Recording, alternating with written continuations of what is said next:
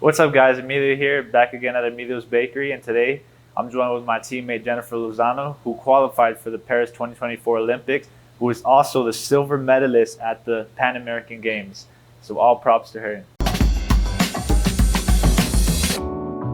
Today we're gonna be making bunuelos, and I'm very excited because this is a good Mexican family tradition that we do back at home. So I'm very excited.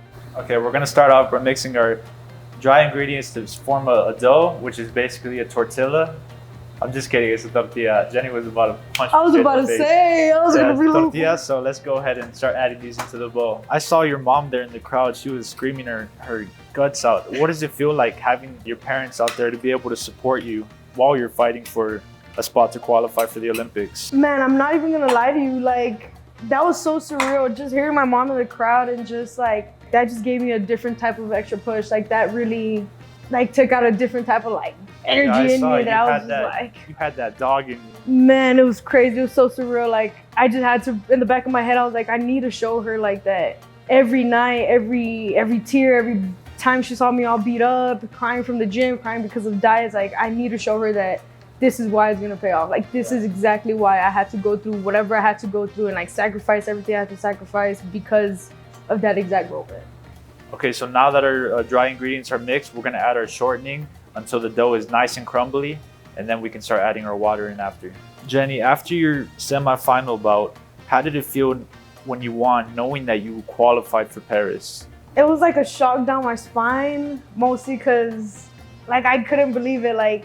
It had always been a dream. I had worked so hard. I had so much confidence in me going into that fight, and just, different emotions that once my hand was raised, it was my body just went numb. I was just in shock, and it was just unbelievable. It was like a dream come true, man, and it was just crazy. What does it mean to you that, you have two fighters from Laredo basically just came out of nowhere? What does that mean to you?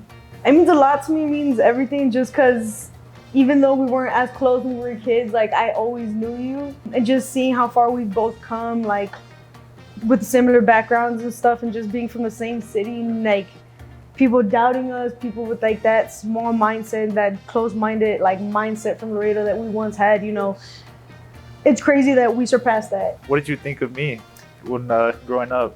I remember going to your gym, because my teammates would spar your brothers and stuff. I remember going, you were just so rowdy in that ring, and you were kind of quiet. I was always looking forward to seeing you fight. I remember every national, okay, let's go watch him fight. I just thought, he's gonna make it far. He's quiet, but he's deadly, And look at where we are now, man.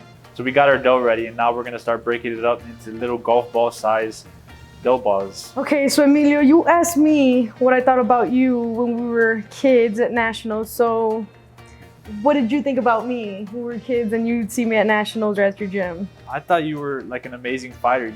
Like I mentioned, in the Pan Ams, you had that face where it's you're there to handle business, and you always had that face when you would compete, and it's just wow, she means business. You would always do your thing, come back to Laredo bringing whether it was a little tournament, you would always bring the belt back home.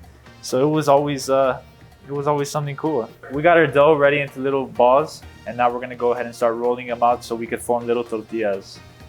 So you mentioned to me that you make this recipe around this time of year. Who introduced you to this recipe? My grandmother, who passed away a couple years ago. We make bunuelos every year for Christmas and New Year's. We make a lot of treats, a lot of desserts for Christmas and New Year's when it comes to this time around the year. And we get into it. We go all in for sure. It's really fun cooking with my family. I really enjoy it. We got our hot oil here, and now we're gonna go ahead and toss our little tortilla disc into the oil. There you go, yeah. So once the edges, once you start seeing that the edges are turning kind of brown, that's when you just eyeball it and flip it. But even if it's not, you can just flip it again. And there, now you can take it out.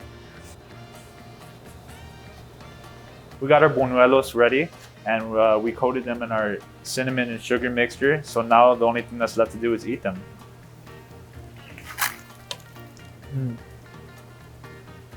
How do you say it's good in Spanish? It's muy rico, right? Está rico, está muy rico. Está muy rico. It tastes good. It tastes exactly how I thought it would. It's like a nice crispy, cinnamony, sugary type of treat, and it's perfect. It is super good. My mom would be proud right now if she could see me. Same. Before we wrap up, I just want to thank Jenny for joining me today at Emilio's Bakery. Thank you so much. Thank you for having me. It was a pleasure having you. And I want to thank you all for tuning in at another edition. And I just want to wish you all happy holidays.